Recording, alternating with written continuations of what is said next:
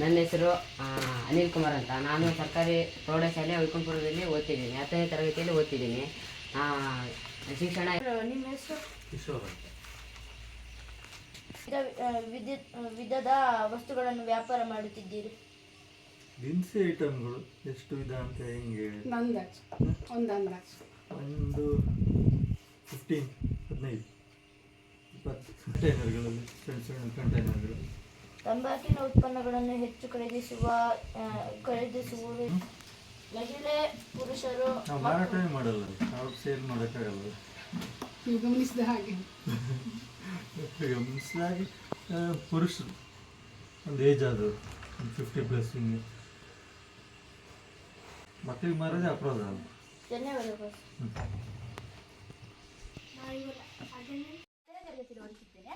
ಶಿಕ್ಷಣ ಇಲಾಖೆ ವತಿಯಿಂದ ಪ್ರತಿ ತಿಂಗಳ 3ನೇ ಶನಿವಾರವನ್ನು ಸಂಭ್ರಮ ಶನಿವಾರ ಎಂದು ಘೋಷಿಸಿದೆ ಹಾಗೂ ಚಟುವಟಿಕೆ ಕೂಡ ಆಯೋಜಿಸಲಾಗಿದೆ.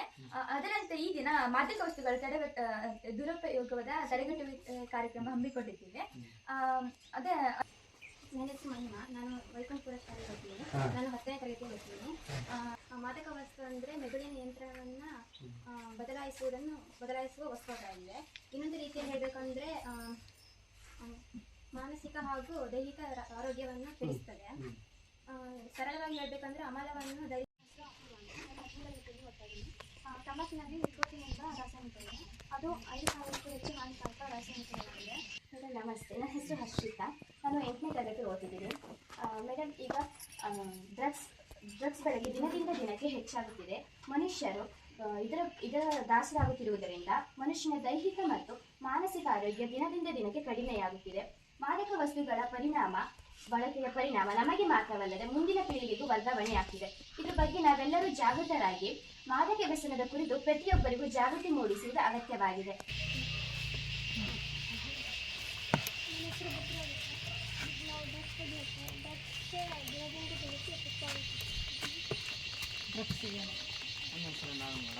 ನಾನು 9ನೇ ತರಗತಿ ಓದ್ತಿರೋದು. ಡ್ರಗ್ಸ್ಗಳ ಸಂಖ್ಯೆ ಚಿಕ್ಕಮಗಳೂರಲ್ಲಿ ಹೆಚ್ಚಾಗುತ್ತಿದೆ. ಡ್ರಗ್ಸ್ಗಳು ಹೆಚ್ಚಾಗಿ ಬಳಸುವ ನಮ್ಮ ಮೆದುಳು ಮಂದಾಗುತ್ತದೆ. ನನ್ನ ಹೆಸರು ನಿತೀಶ್. ನಾನು 8ನೇ ಕ್ಲಾಸಲ್ಲಿ ಓದ್ತಿದ್ದೀನಿ. ಡ್ರಗ್ಸ್ ಸೇರಿಸಿದ್ರೆ ನಾವು ಏನು ಮಾಡ್ತೀವಿ ಅಂತ ನಮಗೆ ಗೊತ್ತಾಗಲ್ಲ. ಮತ್ತು ಡ್ರಗ್ಸ್ ಸೇರಿಸಿದ್ರೆ ಮತ್ತು ನಮ್ಮ ಜೀವನ ಎಲ್ಲ ಹಾಳಾಗುತ್ತೆ. ಮತ್ತು ಡ್ರಗ್ಸ್ ತರಗತಿ ಓದ್ತಿದ್ದೀನಿ. ಮಾದಕ ವಸ್ತು ದುರುಪಯೋಗ ಇತ್ತೀಚಿನ ದಿನಗಳಲ್ಲಿ ಹೆಚ್ಚಾಗ್ತಿದೆ. ಅದೇ ರೀತಿ ಮಾದಕ ವಸ್ತುಗಳಿಂದ ಮಾತ್ರೆಗಳನ್ನೆಲ್ಲ ತಯಾರಿಸ್ತಾರೆ. ಹೇಗೆಂದರೆ ಆಲ್ಕೋಹಾಲ್ನಿಂದ ಸಿರಪ್ ತಯಾರಿಸ್ತಾರೆ, ಮತ್ತು ಸಖತ್ ಮಾತ್ರೆಗಳನ್ನು ತಯಾರಿಸ್ತಾರೆ. ಅದೇ ರೀತಿಯಲ್ಲಿ ಕೊರೋನಾದ ಸಮಯದಲ್ಲಿ ನಾವು ಬಳಸಿದ ಸ್ಯಾನಿಟೈಸರ್ ಕೂಡ ಒಂದು ಆಲ್ಕೋಹಾಲು. ಅಂದರೆ ಅದು ಸೂಕ್ಷ್ಮಾಣುಗಳನ್ನು ಒಂದು ನಾಶ ಮಾಡುವ ಅದರ ಗುಣ ಅದರಲ್ಲಿದೆ. ಹಾಗಾಗಿ ಔಷಧಿಗಳನ್ನೆಲ್ಲ ಬಳಸ್ತಾರೆ. ಅದೇ ರೀತಿ ಅತಿಯಾದರೆ ಅಮೃತ ವಿಷ ಅಂತ ಒಂದು ಗಾದೆ ಮಾತಿದೆ. ಅದೇ ರೀತಿಯಲ್ಲಿ ನಾವು ಆಲ್ಕೋಹಾಲ್ನನ್ನು ಆಹಾರದ ತರಹ ಬಳಸಿದರೆ ನಮ್ಮ ಜೀವನ ಗಳನ್ನೆಲ್ಲ ನಾವು ಬಳಸಿದ್ರೆ ನಮ್ಮ ಜೀವಕ್ಕೆ ಹಾನಿ ಉಂಟು ಮಾಡ್ತವೆ. ನಾವೀಗ ಅದು ತಂಬಾಕನ್ನು ಬಳಸೋದ್ರಿಂದ ನಮಗೆ ಮೆದುಳಿಗೆ ಉತ್ತೇಜನ ನೀಡಿ ನಾವು ಅದಕ್ಕೆ ವ್ಯಸನರಾಗ್ತೀವಿ, ಅಂದರೆ ನಾವು ಅದಕ್ಕೆ ಅಡಿಕ್ಷನ್ ಆಗ್ತೀವಿ. ಮತ್ತು ನಾವು ತಂಬಾಕನ್ನು ಸೇವಿಸೋದ್ರಿಂದ ಹೃದಯಾಘಾತ ಸಂಬಂಧ ಮತ್ತು ಸಂಬಂಧಿ ಕಾಯಿಲೆಗಳು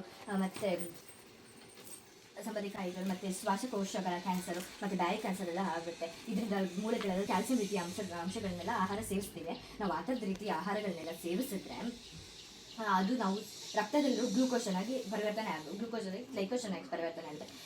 ಈ ರೀತಿ ಗ್ಲೈಕೋಶನ್ ಆಗಿ ಪರಿವರ್ತನೆ ಆಗೋದು ಸಹ ತಡೆಯುತ್ತೆ ಇದು ನಿಕೋಟಿನ್ ಎಂಬ ರಾಸಾಯನಿಕ. ಆದ್ದರಿಂದ ನಾವೀಗ ಅಕ್ಕಪಕ್ಕದಲ್ಲಿ ಯಾರಾದರೂ ಸಿಗರೇಟು ಮತ್ತು ಬೀಡಿ ಎಲ್ಲ ಸೇರ್ತಿರ್ತೇವೆ, ನಾವು ಸೇದಲ್ಲ. ಆದರೆ ಅವ್ರು ಸೇದೋ ಹೊಗೆಯಿಂದ ನಮಗೆ ಅದು ಹಾನಿ ಉಂಟು ಮಾಡುತ್ತೆ. ನಾವೀಗ ತಂಬಾಕಿನಿಂದ ಏನೇನು ಇದು ಮಾಡ್ತೀವಿ ಅಂದರೆ ಅವ್ರು ಏನೇ ಕಾಯಿಲೆ ಅನುಭವಿಸೋದು, ನಾವು ಸಹ ಆ ಥರ ಕಾಯಿಲೆ ಅನುಭವಿಸಬೇಕಾಗುತ್ತೆ. ಹಾಗಾಗಿ ಪ್ಲೀಸ್ ನಿಮ್ಮ ಅಕ್ಕಪಕ್ಕದಲ್ಲಿ ಇರೋರು ಎಲ್ಲರಿಗೂ ತಂಬಾಕಿನ ಬಗ್ಗೆ ಸ್ವಲ್ಪ ಜಾಗೃತಿ ಮೂಡಿಸಬೇಕಾಗಿ. ಮತ್ತು ಯಕೃತ್ ನಮ್ಮ ದೇಹದ ದೊಡ್ಡ ಗ್ರಂಥಿಯಾಗಿದೆ. ನಾವು ತಿಂದ ಆಹಾರವನ್ನು ಜೀರ್ಣಗೊಳಿಸುವ ಅಗತ್ಯವಾದ ಪಿತ್ತರಸವನ್ನು ಉತ್ಪಾದಿಸುತ್ತದೆ. ಇದರ ಇನ್ನೊಂದು ಮುಖ್ಯ ಕೆಲಸ ರಕ್ತದಲ್ಲಿನ ಹಾನಿಕಾರಕ ವಸ್ತುಗಳನ್ನು ಹೊರಹಾಕಲು ಸಹಕರಿಸುತ್ತದೆ.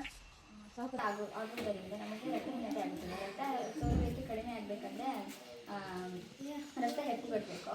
ರಕ್ತ ಹೆಪ್ಪುಗಟ್ಟಲು ಕಾರಣವಾದ ಪ್ರೋಟೀನನ್ನು ಇದು ಕ್ಯಾನ್ಸರ್ ಗಡ್ಡೆ. ಇದು ಮೆದುಳನ್ನು ಹಾಳು ಮಾಡುತ್ತದೆ ಮತ್ತು ಆಹಾರವನ್ನು ಸೇವಿಸಲಿಕ್ಕಾಗಲ್ಲ. ಇದು ಮೌತ್ ಕ್ಯಾನ್ಸರ್ ಅಂತ. ಇದು ಬಾಯಿ ಕ್ಯಾನ್ಸರ್ ಅಂದರೆ ಈಗ ಪಿಪಿಲಿ ಅಲ್ಲೆಲ್ಲ ಇಟ್ಕೊಳ್ತಾರಲ್ಲ ತಂಬಾಕು, ಅದಕ್ಕೆ ಬಾಯಿ ಕ್ಯಾನ್ಸರ್. ಇದು ಅದಕ್ಕೆ. ಮತ್ತು ಈಗ ಸಿಗರೇಟ್ ಸೇರೋದ್ರಿಂದ ಮಾದಕ ವಸ್ತುವಿಂದಲೇ ಮಿದುಳಿನ ನಿಯಂತ್ರಣವನ್ನು ಬದಲಾಯಿಸುತ್ತದೆ. ಮತ್ತೊಂದು ರೀತಿಯಲ್ಲಿ ಹೇಳೋದಾದರೆ ದೈಹಿಕ ಹಾಗೂ ಮಾನಸಿಕವಾಗಿ ದೇಹದ ಮೇಲೆ ಪರಿಣಾಮವನ್ನು ಬೀರುತ್ತದೆ. ಮತ್ತೊಂದು ರೀತಿಯಲ್ಲಿ ಹೇಳೋದಾದರೆ ಅಮಲು ಬರಿಸುವ ವಸ್ತುಗಳನ್ನು ಮಾದಕ ವಸ್ತುಗಳೆಂದರೆ ಆಮೇಲೆ 3ನೇ ಮನೆಗೆ ನಾವು ಹೋಗ್ತಾ ಅಲ್ಲಿ ಇಬ್ಬರು ಬಾಯಿಗೆ ಇಮಾಲು ಮತ್ತು ಅಲರ್ಜಿ ಹಾಕೋ ಬಂದಿದ್ದರು. ಅವಾಗ ನಾವು ಹಿಂಗೆ ಮಾತಾಡ್ತಾ ನೀವು ತಿನ್ನಬೇಡಿ ಅಂತ ಹೇಳ್ತಿದ್ವಿ. ಅವಾಗ ಅವ್ರು ಹೇಳಿದರು ಇದನ್ನು ಅಂಗಡಿ ಬದಿಯೆಲ್ಲ ಅಣಿಸಿರಿ ಅಂತ. ಅವ್ರು ಹೇಳಿದರು ಅಂಗಡಿಯವ್ರು ತಗೊಂಡಿಲ್ಲ ಅಂದರೆ ನಾವು ತಗೊಳಲ್ಲ ಅಂತ. ಅದರಿಂದ ನಂಗೆ ಅನಿಸಿದ್ದು ಸರ್ಕಾರ ಇದನ್ನೆಲ್ಲ ಬ್ಯಾನ್ ಮಾಡಿದರೆ ಸರಿಯಾಗುತ್ತೆ.